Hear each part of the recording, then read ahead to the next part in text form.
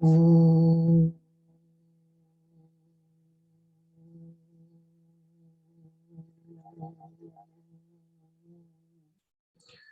हरि ओम।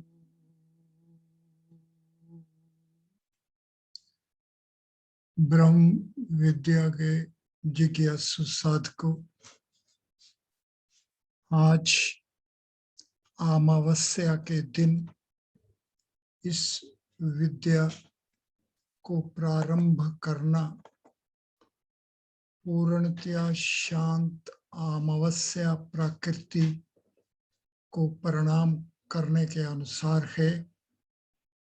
पूर्णतया शांत अमावस्या प्रकृति से पूर्णिमा स्वरित सचेतन प्रकृति का दिग्दर्शन करना बहुत सौभाग्य होता है। पूर्णतया शांत अमावस्या प्रकृति से पूर्णिमा स्वरित सचेतन प्रकृति का सृष्टि चक्र के अनुसार जागृति ब्रह्म विद्या दिशा वाली होती है। पूर्णतया शांत अमावस्या प्रकृति से पूर्णिमा स्वरित सचेतन प्रकृति का सृष्टि चक्र जागृति ब्रह्म विद्या दिशा वाला है। हम जिज्ञासु साधकों को इस विद्या पथ पर अग्रसर होना होता है। इसलिए साम्य बुद्धि के लिए वैदिक गणित क्षेत्र में प्रवेश किया जाता है। आज हमारा सौभाग्य है कि हम इस ओर अग्रसर हो रहे हैं। इसलिए हम साधकों को पूर्णतया समर्पित होकर इसमें प्रवेश करने के लिए अग्रसर करना है। ये पथ पृथ्वी लोक से ब्रह्मलोक तक वाला पंच महाभूत के माध्यम से पंच महाभूत के आश्रित होता हुआ पंच महाभूत की व्यवस्था से आगे जाने वाला पृथ्वी आपा अग्नि वायु आकाश से सूर्य में प्रवेश करने वाला मार्ग है। और सूर्य की नाभि से ध्रुव अष्ट प्रकृति और नव ब्रह्म ही वो ब्रह्म पथ है जिसकी विद्या ब्रह्म विद्या कहलाती है। और हम साधकों को इस नव ब्रह्म नव पथ नव स्तर वाली विद्या को एक एक स्तर से प्रवेश करना है। अपने आप को पृथ्वी तत्व के गुणों से उभारते हुए जल अग्नि वायु और आकाश के मध्य होते रहते हुए सूर्य में प्रवेश करने के पश्चात ही सूर्य रश्मियों के गणित को जानते हुए ध्रुव अष्ट प्रकृति और नव ब्रह्म की विद्या की जागृति प्राप्ति करनी है। इसलिए हम साधकों को इस विद्या के मूल्यों के अनुसार ही अपनाना है। और ये मूल्य हमें वैदिक गणित से प्राप्त होते हैं। और वैदिक गणित सांख्य और योग निष्ठा की साम्य एक अवस्था है। इसलिए हमें चित्त की पंचवृत्तियां जिनमें क्लिष्ट प्रमाण विपर्य और विकल्प और आक्लिष्ट निद्रा और स्मृति है, इन से निर्वृत्ति प्राप्त करनी है।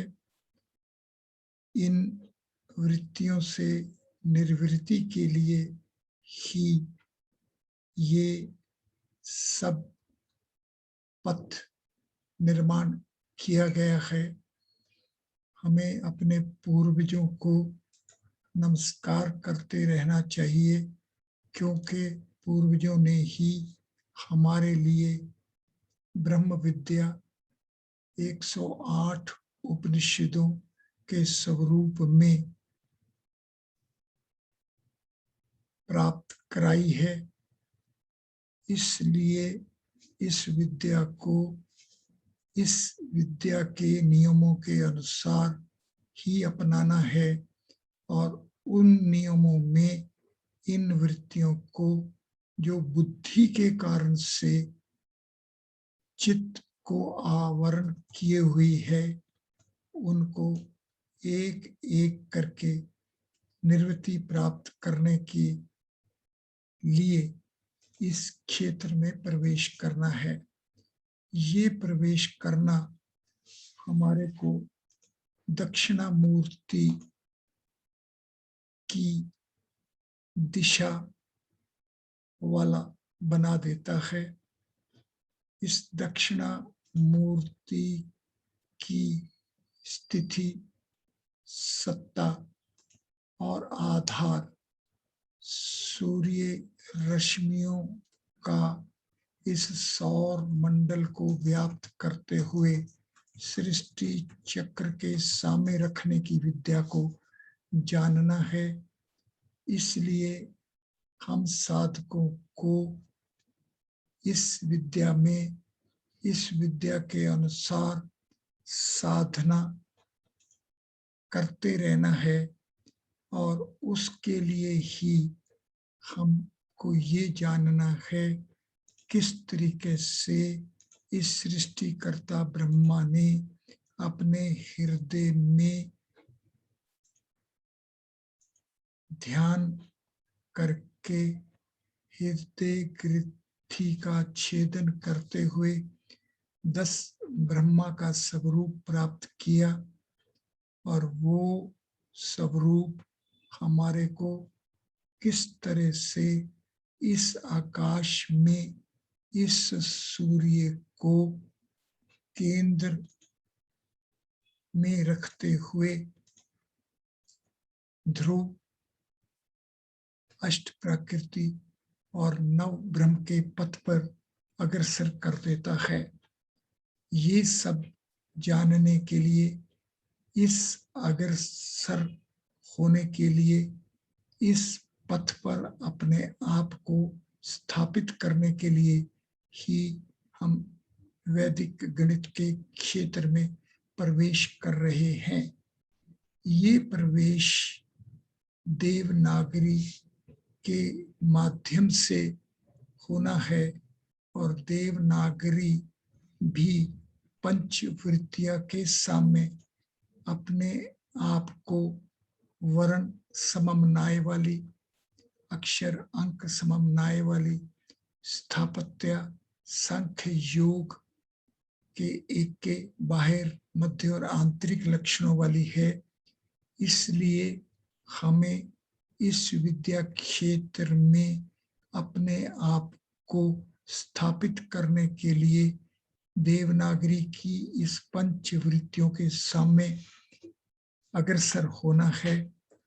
अतः ये पथ हमें सर्वप्रथम वर्णों की माला से अंकों की माला में पहुंचाती है और इसमें हमें पहुंचना है।